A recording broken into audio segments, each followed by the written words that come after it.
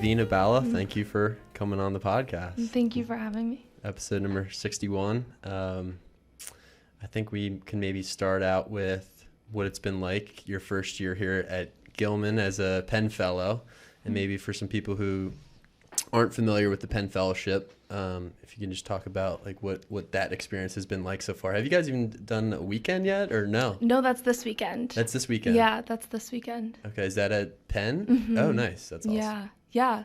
So the Penn Fellowship is a 2-year program, which you did it, where I get my master's in the science of education while teaching here. So it's like a residency, and they have them at a bunch of different private schools in a lot of different places, I think mostly on the East Coast, though. So I'm here at Gilman doing that for 2 years, getting my master's while also teaching 10th grade English. How did you find out about the Penn Fellowship? Yeah. So I, about a year ago, made the decision to graduate early, and then realized I actually needed a job then, and thought I would go into publishing, into book publishing. But as I started to look for jobs, the job search was just really actually unexciting to me. And it's like, if I don't even like the idea of these jobs and looking for them and interviewing for them, then maybe I don't actually like the job. And I thought I always thought I would teach, but I thought I'd try to make a bunch of money and then teach. And so realized that what if I just skipped the make a bunch of money part and went to teaching? And so started looking into teaching jobs, and I went through Carney Sando, which is a teacher placement agency, which you've probably heard of. And they connected me and sent my resume to Gilman and to a bunch of different Penn Fellowships. And I first realized that this existed, and they would pay for a lot of my master's, and I would get this incredible experience learning from all these mentor teachers in an independent school world that I'm very comfortable in. It kind of felt too good to be true. Now, this was all happening in 2020, so it was probably, right, 2020? Or Yeah. A year ago, yeah. So it was a little difficult with COVID and everything happening. Were you able to come to Gilman at first, or was it all online? It was all online. I didn't come to Gilman until after I accepted the job. Okay, wow. I didn't even move to Baltimore until after I accepted. So how did you really decide on Gilman if you had never really been here and couldn't really get a feel for the place? What about it really stuck out to you at first? Yeah, that's a really good question. I think the first conversation I had with Brian was he described, I don't know, I was this all boys school in Baltimore. I don't know, I'll have this conversation just to have it. It's always good to have a conversation, right? Yep. And then I'm in it, and one, he was just lovely to talk to, and two, he was our community of boys is beautiful and vulnerable and passionate. And I don't think I've ever encountered a man talking about a group of boys in that way with those words, and that just really struck me. And also just the opportunity of the Penn Fellowship program and so both of those things really made me interested in Gilman. And then we just kept going down the road, and it really seemed like my philosophy towards literature and just community and all of these things felt like it matched really well, and then I would be able to do the ways that I want to deconstruct boundaries in literature and deconstruct a lot of racism that's within literature and racism that was within how I learned and how white my bookshelf was for so long, right? And that felt like this was a place that I could do that and question those boundaries and be really critical. And that was really inspiring to me. And I think also it's really good for me. I've grown up around sisters and around a lot of women, and it's good for me to rethink what I think about boys. Yeah, it's interesting. Did you ever consider working at an all boys school before? No. And why independent school? Why did you look at independent schools in the first place? Yeah, I went to a private high school in Connecticut, Suffield Academy. I was actually just there this weekend. And I grew up, before that I went to Rembrook School, which is a day private school in West Hartford, Connecticut. So I've born and raised in this private school environment. My sisters both went to private high schools, and it's comfortable. And I think, I was graduating early and kind of accelerating my life by a year, and the idea of going to a place that I could really grow and explore this new phase within something that I understood. Because the teacher coach model, right? All those things are what I grew up around. So right. I knew what I was getting into in a way that I think was comfortable and supportive for me to take these new steps and to grow within. We talked a little bit before about Suffield Academy and your experience there, and Charlie Kahn is the Charlie Kahn is the headmaster. Is the headmaster, and he's a Gilman alum. Yes. So did you start going to Suffield in high school, or were you there for? Yeah, it's only 9 through 12. It's just a high school, boarding and day. Just like 420 or so students. I don't know if it's bigger now than it was then. But yeah, I started there in 9th grade, went through 12th. What was your experience like? And that's way up there, right? That's like Connecticut, northern Connecticut, like right on the border. Yeah, right on the border. It's like 15 minutes from Springfield, Massachusetts. Like tobacco farming little town that has like 3 restaurants, Suffield Academy, and like a grocery store and stuff. Yeah. What was the how is that school different for you than you think Gilman is? I mean, I know that's a boarding school and it's a little bit different, but they're both independent schools. Is there anything that sticks out to you that's maybe different or similar about Suffield and Gilman? Yeah, well, I mean, it's co-ed, but no, you're asking more than that. That's a big one, though. Yeah, that's a big one. I think that being on this other side, being on the faculty side, things feel so different. Yeah. Right? Like, especially as like a high school teenager who's 14 and away from home and living in a dorm, like, I don't know if I have like the view of a school that I have now, like at Gilman, where I'm like hearing what's behind, like in the faculty meetings, and hearing like the intention behind things. True. Versus like in high school, you just are experiencing and you're really biased and like kind of angsty and annoyed with everything. But yeah, I don't know. That's a hard question. I think that they feel like really distinct places, like really different places, but I don't know if that's just the phases of life that I'm in them. True. But yeah, that wasn't really, I mean, the classes are so different too, right? Like I go to like 5 or 6 classes a day for 4 times a week. So just like the academic schedule there. And when there are Saturday classes as well. So you're like kind of constantly in school in a way that's, I feel like the opposite is here, right? I've always wondered about that at boarding schools with the Saturday classes. Is that like just in the morning, or is that all the time, or is every Saturday you have class? Every Saturday. Yes. Every Saturday you have class. I think mostly it was done, and we were honest about this there too, to keep us busy, because like kids get into trouble. Yeah, true. And you're like have a bunch of 14 to 18-year-olds living on your campus. You got to keep them busy. But Wednesdays and Saturdays were half days, so only 3 classes. So basically like a normal day here. You have school till like 12:30 or so, and then that afternoon would be all of your athletic games and stuff. So everyone would only really have games on Wednesdays and Saturdays. Got it. Okay. Yeah. When you were at Suffield, were there certain teachers or coaches that kind of put a idea in your head that you maybe wanted to teach one day, or was that kind of retrospective for you now thinking about some of your influential teachers and coaches? Yeah, it's so funny that you asked this question, because this weekend I went back specifically for a ceremony where they were dedicating the pool to my swim coach, who's coached there for like over 40 years. His name's Andy Lowe. And he coached me when I was like 5 and then brought me to Suffield, and I was there through high school. His swim and water polo coach, and like an amazing man, like hundreds of people came to like celebrate him. It was really wonderful. So yes, I think like to a certain extent, when I told him I was doing this, was not surprised at all. It has known me forever. There was also like my 7th grade English teacher told me to come back to Rembrook, which is the school I went to in West Hartford. He was like, yeah, when you're done, like come back and teach with me. And also my like high school English teachers weren't surprised. I don't think anyone was surprised. I think this like made a lot of sense to a lot of people. So you were always into English from day one. Yeah, which is really opposite from the rest of my family. They're all very math and science. Tell me about, well, we'll get to the English part, but swimming, that's a big part of your life. When did you kind of get started with swimming, and how did you swam in college, and how did that kind of take shape? Yeah, so I think my first meet, I think I was like 3.5 or 4 years old. I lived in Bethesda for like 4 years. Oh, you did? Yeah, when I was really little, from like 1 to like 5 or 6. And swimming, like country club swimming in the summer is really big in that like Potomac Valley area. So that's how we started. I mean, my mom forced my sisters and I, my older sisters, we all swam.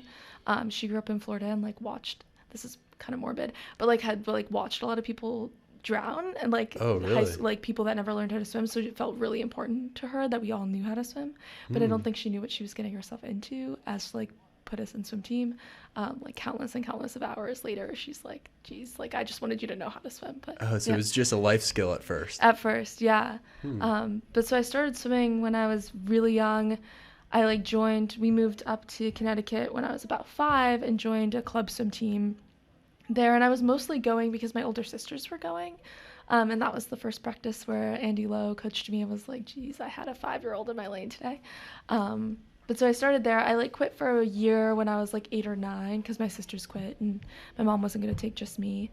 And then, but so it was always a huge, huge part of my life. And one of the big reasons I went to Suffield is because they had the best swim team. When I joined my freshman year, they had won the New England prep school Division I championship for the past 2 years. We won it again my freshman year of high school. And we were really good, and it was wonderful to swim around there. And so it was just always most of my life was spent school, swim, school, swim, school, swim.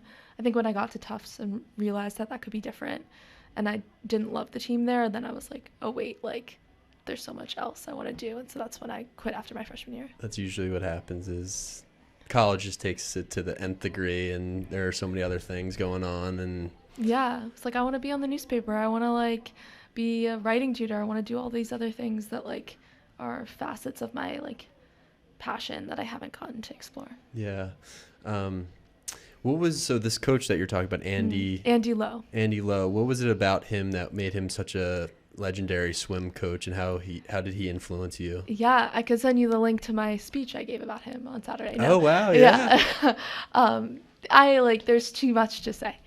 He's the most amazing man in the craziest of ways. There's just magic in him, and I said this, he has a swimming IQ like no person I've ever met, knowing how to give exactly what every swimmer needs. So I would be in the pool for 2 or 3 hours and watch my best friend come in around 4, leave around 5:15. I'd be there at 3:30 to 6, and that would frustrate me then, but he knew exactly what I needed, and I've never felt faster.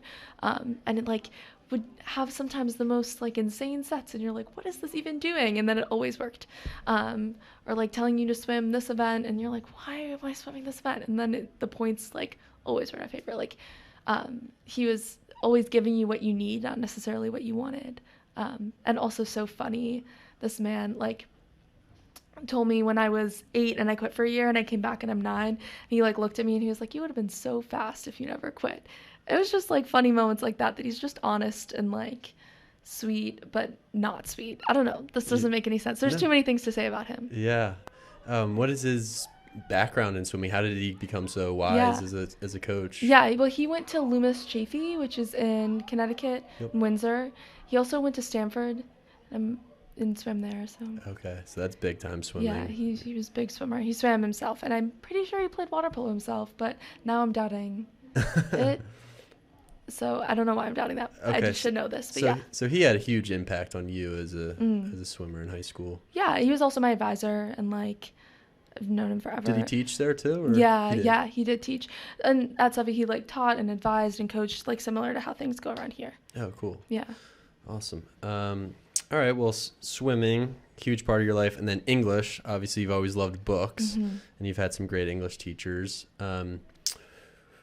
How did you kind of decide that you wanted to study English in college and kind of pursue teaching English afterwards? Was there a moment, or was it kind of always, like you said, your teachers always kind of knew that you might end up doing that, but was there a moment when you kind of decided that it was a right decision for you?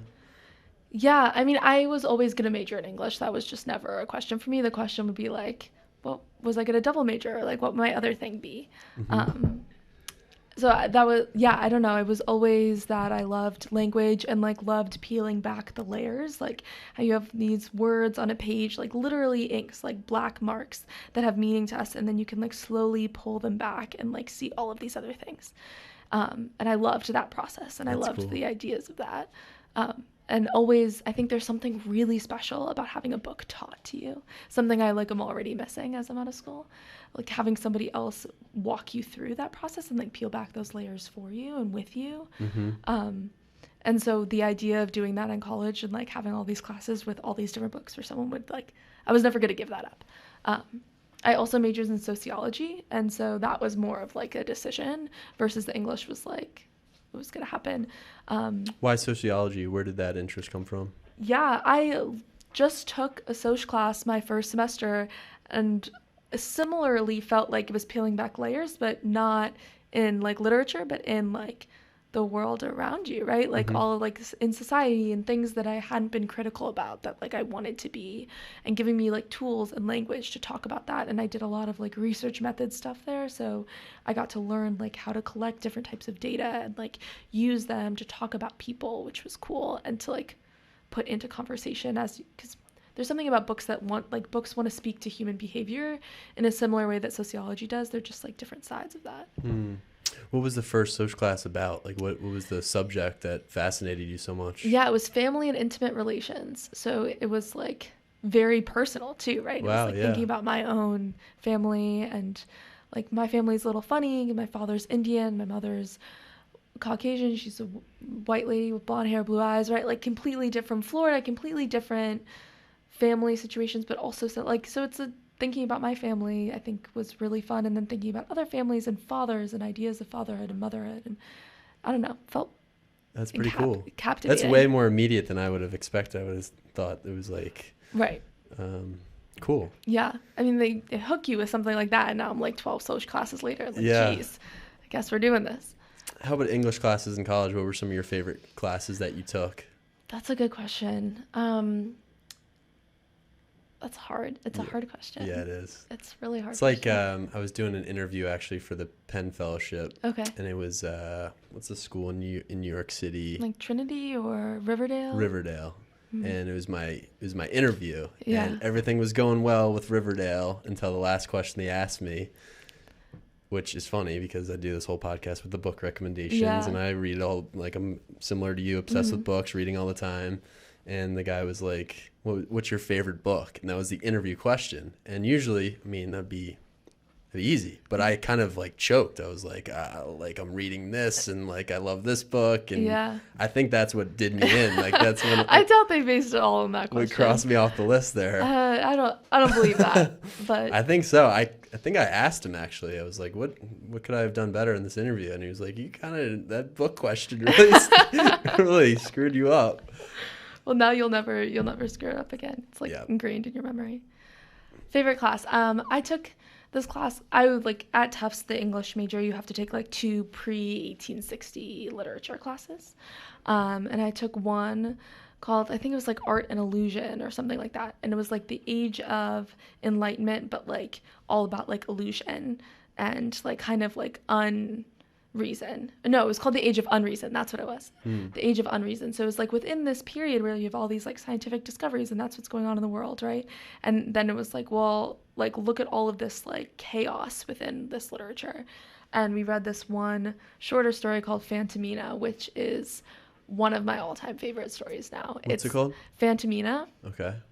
It's crazy. I don't even know if it's like quite appropriate, but it's just it's about this woman who basically is like she's like a upper class young lady who's like at the theater and is watching like a prostitute get all this attention from men, and so she decides to like dress up like a prostitute and come and like gets attention, and like this just like fuels this like cycle of disguises and like trickery and confusion and amazing word choice, and it's just fascinating to me, and I loved it. I wrote like many a paper on it. Oh wow. Yeah. Okay, I'm gonna have to check that out. Yeah, you should. And that class was just cool because I thought I would hate pre-1860 literature, and it became my favorite thing. Tell me about the book that you wrote in college, correct? Yeah. And kind of the process of how that came to be. Yeah, definitely. So right around that time that I was feeling really disillusioned with swimming, somebody like posted in a Tufts class like, have you ever wanted to write a book? Like, fill out this survey. And so I was like, sure, I'll fill out the survey. Like, I don't think I ever thought, like, I was like, do I want to write a book? Maybe, sure, why not? Like, thinking that it was, like, data for a class that I was helping someone with. But basically it ended up being that there's a professor, I'm not sure if he's still a professor at Georgetown or if he just now does this, but, like, Eric Koster, who like started this program to help young adults get published. Usually like they want you to have some sort of goal, right? Like I want to get published to go into this field or like for this to happen. And And so, where was I? So yeah, so I like, it's a program that kind of walks you through the whole process, and they help you along the way. They like connect you with a developmental editor. They give you like, there's this program called Quip that they use to like all these like spreadsheets, and give you all these tools to think about, like, you know, laying out how you're going to write this book, and like you need to have this many interviews with people done by this time and whatever. And so I started along this process, kind of like falling into it right as swimming was like coming out of my life, and it gave me like purpose and excitement in a way that like I hadn't been feeling with swimming since I left Andy Lowe's care. But so, and like so that's kind of how it fell into it. And I wasn't really sure. I was like, I don't have anything to write about. And then he asked me on a phone call, I was like, well, what do you like to talk about? And I was like, well, I like to talk about books. He was like, so write about books. I was like, oh, like I could write, I guess, like, sure. Now I get paid to talk about books. This is overall like a win for me.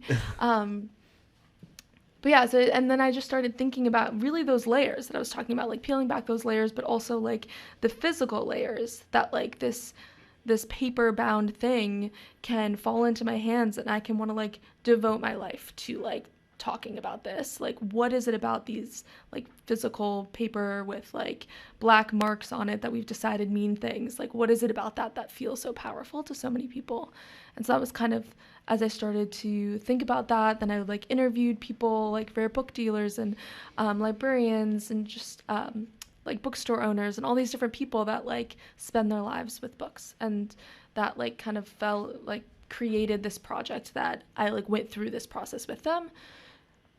Reflecting on it, I wish I took more time. I think that like I'm now such a better writer, though I would probably say that if I wrote it now 5 years from now too, right? Yeah. And there are lots of things I think I wanted to take more time with, that like because I was in this program, I had like deadlines to meet, and it was like a year-long process. So in a year, I was like, okay, like now it has to be like published. But I don't. Is this your last year that you wrote it? Yeah, it was published 2019. So okay, 2 years from a few months from now.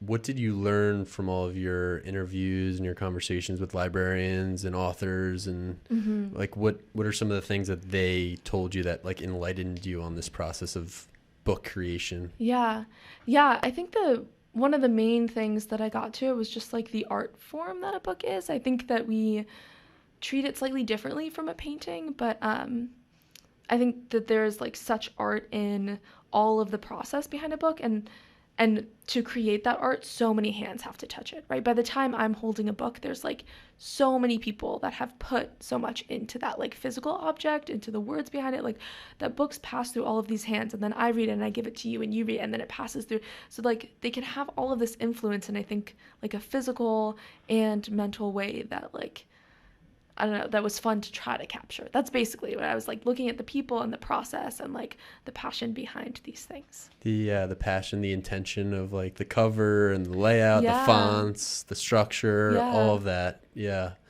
And then when you decided to like put this all together and write your own book, what was that like for you in terms of like, because it seems very much that you were thinking about the process of writing books and what the book is and how it's an art form, and then you were going to do it yourself. Yeah. So how is that? Super meta. It really is. And how is that maybe different or similar to like what you expected in that process? Yeah. I think it like informed that process in the sense that it was hard. Yeah. Right? Like it was difficult. And like, honestly, I wish more hands touched my book. I think I wish I had like more editors to like tell me that this made sense in my head but wasn't as good on paper, right? So yeah, I think like for me, I had my cousin, like he's a graphic designer, and I had him design the cover, which meant a lot to me, and made that process of it really easy, right? I was like told him vaguely what I wanted, and he made something incredible, and then like the program I was in did the rest. They like formatted it and laid it out, and actually I didn't get to choose the font, they got to choose the font. But so that part of the process, like I don't think was informed as much by my process, but the actual writing of it, I was like, wow, like this is hard, and it's hard when you make a change in chapter 1 and then you're like, wait a second, now I want to change something in this chapter, and it's like constantly a cycle, and I don't know how anybody fully feels like a book is done by the time they publish it. That's like beyond me. Yeah.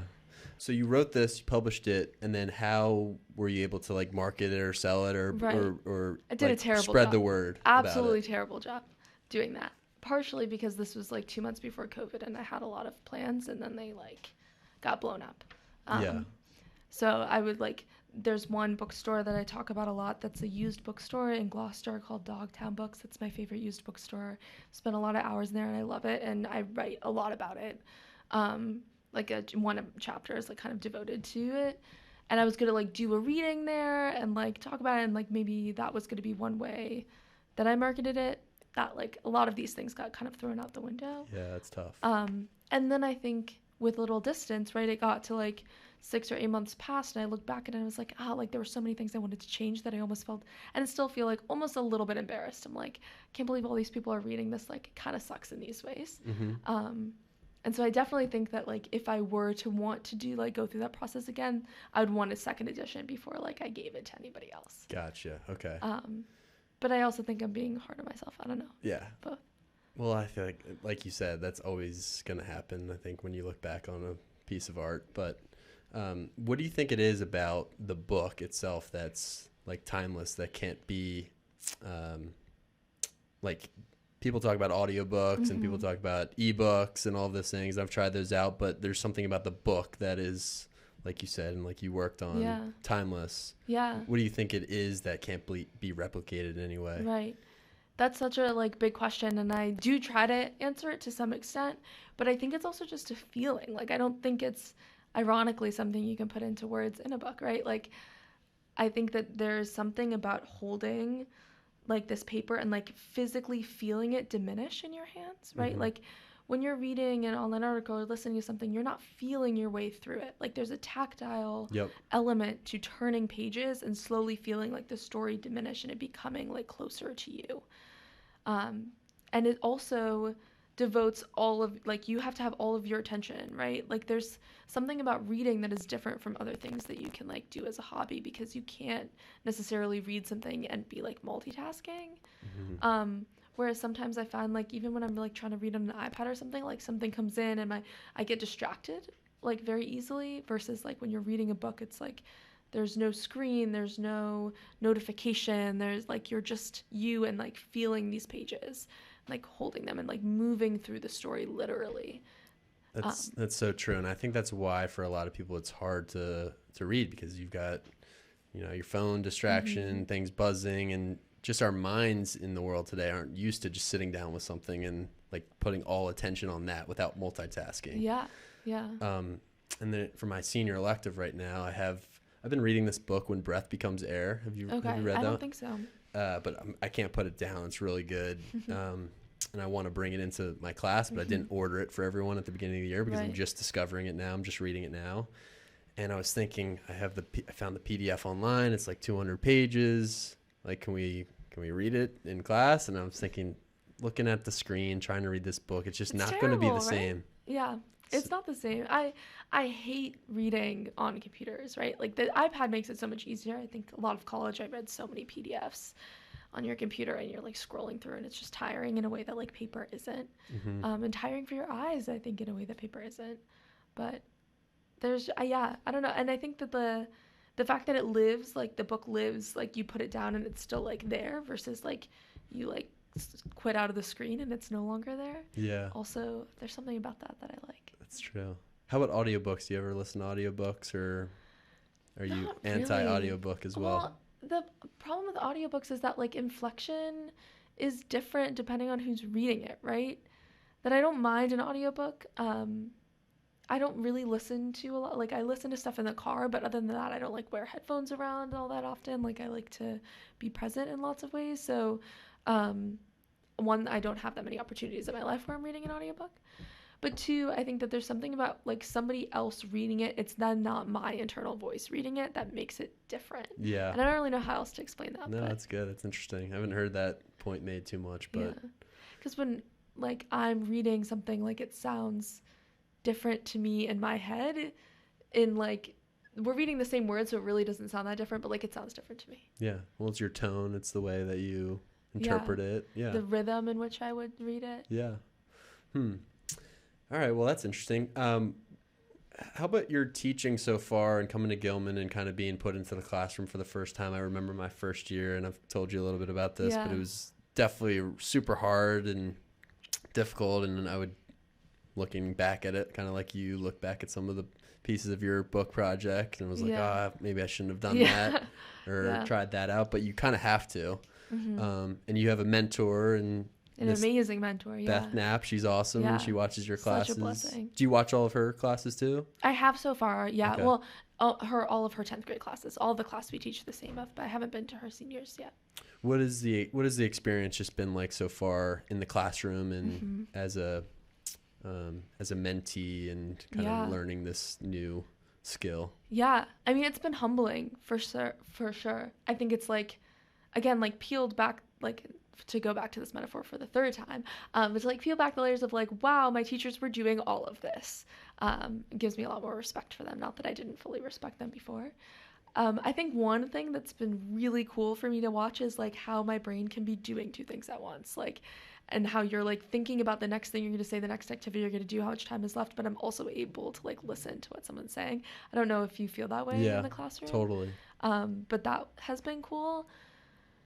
I think there are classes that have gone, like my class on Friday, I'm still pumped about, like felt so good. There are other classes that don't necessarily feel that way, but I think that it's been really fun to figure that out with the boys. I think something that I've really enjoyed is being able to be like honest and vulnerable with them and like be co-creating the space and being like, okay, I'm learning this too. Like, let's figure this out together, and to watch the ways that they try to care for me just as like I really want to care for them. And all of that is like really informed by this amazing woman that I get to watch teach in the morning, right? Like she teaches first period, I teach third, so I get to watch her and like just soak it up and like learn from her, and then get to figure out, okay, what is like authentic to me that I can include from that, and like learning so much from that, and then being able to like inform my teaching with it later. So it's kind of an all over the place answer, but it's been such a blessing to be surrounded by just the English department at Gilman. I think like everyone feels really supportive, and you're given so much freedom. We've talked about this, that like if I think of something and I want to teach this chapter of the book that way, like it's like almost like fully encouraged. And if I wouldn't, it's almost bad, right? Like if I feel passionate about teaching something a certain way or bringing something in, I'm supported, even though I've only been teaching for a month and a half, right? That there's like this trust and support that feels like it's a really lovely environment to learn in, and to figure out like what does it mean for me to be authentic as a teacher while also representing like good teaching practice from that I'm learning from those around me. So it's really all over the place. I hope that kind of answered your question. No, definitely. What has it been like teaching boys? So you talked about like coming to an all boys school for the first time, and maybe you weren't thinking about that as you were applying to jobs, but then you found Gilman and you talked to Brian, and now you're here. What has that experience been like in the classroom with boys only? Yeah. It's, I think I am constantly impressed by the boys here in a way that's really good for me, right? I don't think that my thought about high school boys just purely from my like high school experience was like, oh, they're these amazing, impressive, like intelligent, vulnerable, caring boys. And that's like completely been transformed as I continue to spend time with them. I think there's obviously days when it's like, oh goodness, like you're a fool, like you're foolish and funny and like off topic and unfocused and disengaged, and like a high school boy, like your brain is 15 years old in a way that's like undeveloped and can be frustrating, right? Yep. But there's also so many days like Friday where it's like you're so impressive, and like I'm just thrilled, and it's so joyful, and I feel so like encouraged and like cared, like I feel cared for because I can tell that you feel cared for, if that makes sense. Like that we're creating this like really engaging conversation together. There are times like that are just so fulfilling. I think that in water polo, it's been really funny to be around boys in athletics because it's so different than the classroom, I feel like, in a lot of ways. That has been definitely something that I've enjoyed getting to know and like figure out my place in that. Like, where can I perhaps interrupt something that's like maybe not a behavior that I would want, and where can I see that like that's also my expectation of boys sports is actually also wrong too. Yeah, interesting the difference between the classroom and the field or the pool. Yeah. I'm curious about your observations of Beth and like what kind of sticks out to you about the way that she teaches that maybe you've kind of kept to your own teaching style, because that's something that we've talked about a little bit, and was one of my challenges my first year was watching Brian and seeing how he does certain things and trying to take some of those qualities into my own classroom, but also doing my own thing, which I think is so super important, and something that I found out somewhat late in that first year is like I can't really stick to exactly what he's doing because I'm just a little bit different. Right. It's such a personality thing. It's such a feel thing to teach and to like guide a conversation. But what is it maybe that Beth does that you really like and you try to incorporate in your classes, and maybe what are some things you're finding out about yourself in there that work? Yeah. I think one thing, like Beth spends like 5 minutes every class, like checking in with every student, like as a whole class, asking every student, like, how are you doing? How's your day? What's something that's making you happy today? Like, what are you stressed about? Like every student, and together with like as a class checking in with each person. And I think that's like creates a sense of community that's really amazing. And so that's something that I've tried to incorporate, and it doesn't always look the same. I have a 17-person class, so by the time we get around, like sometimes I'm like, oh, this is taking a little bit too much time, in a way that like doesn't feel productive, because I feel like I lose some kids. Like we get halfway around the circle and they're like not listening anymore. So I found other ways to do that, but that kind of like really intentional community building in the first beginning of class is something that she does that I love and that I try to include. Beth also incorporates a break into all of her classes somewhere around the halfway point, and like kind of switches gears when she comes back, and that's also something that I've been trying to do. I think somebody told me the other day in like a Penn class that like the age of your student is the amount of minutes they can like sit still and pay attention.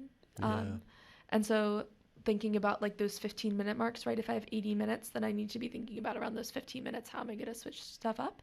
And I see Beth like really incorporating lots of different elements into her classroom, right? Like sometimes you'll be on the computer, sometimes you'll like just be in like looking in your book, sometimes you're getting up and moving around, right? Like it feels as though she's able to get a lot of other voices into the classroom and keep things flowing in like a really wonderful way that will probably take me a long time to be able to build, but I do really admire. Things that I've adjusted. I mean, I think that there's a level of like we're teaching the Odyssey, right? And like I'm not familiar with this Greek world in a way that she is. Like she's taught mythology before.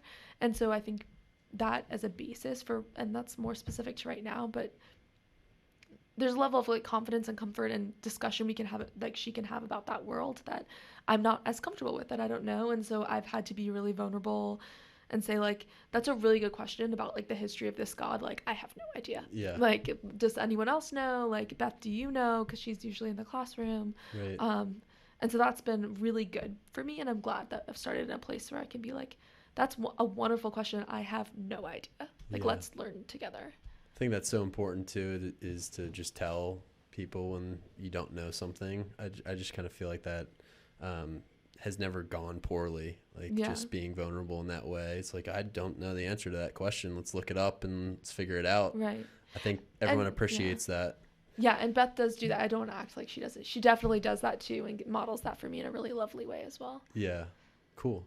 Well, it sounds like it's going well in there. And it's funny that third period on a Friday was the most recent. I know. Like, I saw you before it, and I was like, "This is gonna be hard," but it was wonderful. It was the best class I've ever. I don't have a lot of classes I've ever taught. Best class you ever taught. Oh last my gosh, Friday. I'm still pumped about it. Yeah. That's awesome. What went really well about it? What specifically was so good? Everything. No, no, but really though, it was like Beth and I were both amazed. The boys left the classroom and it was like, what just happened? Like, That's this was great. so cool. They were just so. I felt like I heard from everybody. They were so engaged. There was this conversation about, was a particular character honorable in this part of the book? And I asked this question thinking we would like have a few answers and move on. I had a whole activity plan for the second half of class that we never got to because they like, everyone wanted to talk and had specific things that they wanted to say about this question. And they were responding to one another and like taking each other. Well, like on this page, it says, right, like modeling behaviors that I had been attempting to like guide them towards the whole year. Mm-hmm. In such impressive ways, like saying all of these really interesting things, bringing up good questions, like posing questions to each other. It was just beautiful. It was so lovely. And that conversation was really energizing. The activity we did before was really, like, it was just all overall, like, I was really impressed with them. And that's one of those days when it's like, oh my gosh, like, these kids are 15 and they're doing like this work. This is amazing. Yeah, they're catching on. Yeah. That's pretty cool. Well, great. So Devina, did you have we talked about a lot of books, your short story that you're Fantomina that I need to read. Yeah. Is there a book that you've read recently or just in your life that sticks out to you as a book recommendation for anyone watching or listening to this? Yes, this is a really hard question. I think I'm going to choose a book I read recently that I really loved, which is 100 Years of Solitude. I think I'm going to go with, which was just like an amazing book that made me cry for like many reasons, not just like sadness, but like beauty. And yeah, it was lovely. So that's been on my list for a while. What motivated you to read that, and was that this past summer? Yeah, it was this past summer, and I took a creative writing class where we read like the first part of it, and this teacher who was like this professor who was an amazing fiction writer, she said that like this excerpt, or like she said this excerpt and 100 Years of Solitude in general is like the best book ever written. And I was like, okay, well then I have to read it. Like, if this is what you're saying, like I kept trying to read it, and she was like, no, like this is the best book ever, like you should read it, spend your time, do this. And so I couldn't say no. Like, of course I have to read it then. And what was it that you liked so much about it? Why is that the best book that you've read recently? So many reasons. And that's such a hard question. Like, just on a basic level, like his like technique and his language, even though it's translated right, like there's so much beauty in that. Mm-hmm. And sometimes you read a sentence and you're like, this sentence actually started 2 pages earlier, is still going, but I'm still engaged and I love it. Yeah. And like the life cycles that happen in this book, right? Because it's like this family over 100 years. Mm-hmm. And it's like very magical realism stuff, right? Because it's Gabriel García Márquez who's like lives in that realm, is amazing and like so captivating, even though you're reading about like a similar life cycle over and over again, right? And the names repeat, and there's so much repetition and confusion, and like it goes in circles, but it's all different, and you end up at the end and you're like, wow, like I just went on this journey of this like generational journey that I learned so much about like this one particular family over 100 years, and like feel attached to in like the most beautiful way, and also like I'm sad for it and I'm angry and I'm like, I don't know, this is a terrible explanation of the book. No, I'm following. 400, 500 pages, that's a investment. That's something that, I mean, it's somewhat rare that I can get through a 400, 500 page book these days, because not because I'm distracted like we were talking about earlier, but because, I mean, I really have to like it. I really have to enjoy it to invest that much time. Right. When there's all these other books that I want to get to and read. Was the magical realism something that kind of hooked you, or the language for the most part, to get through all of those pages? So I took a break halfway through. Like, I took a break. You put it down. I put it down. Yeah. And I think that there's some, like, there's this idea you need to read one book from beginning to end, or like if you start a book, then you need to finish the book, and that just makes people stop reading. Like, people just don't read because they feel like they have to like a book because it's a classic, or like they've started this book and they have to finish it. And it's like, no, if a book's not for you, put it down. Like, there's a book out there that you'll like. And so I did put it down, and like halfway through the summer I put it down, and I was like, this isn't doing it for me right now. And I read Girl, Woman, Other, which is another suggestion I have. It's amazing.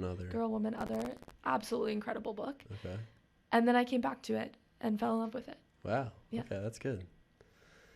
Well, Devina, thank you very much for this conversation. It's great having you on. Hopefully it didn't feel like an interview or anything. And it was good. It was good. We covered pretty much everything, I think, right? Yeah. Awesome. Well, good luck to you this year with the Penn program and your classes. And we'll see you in the English department. Thank you so much.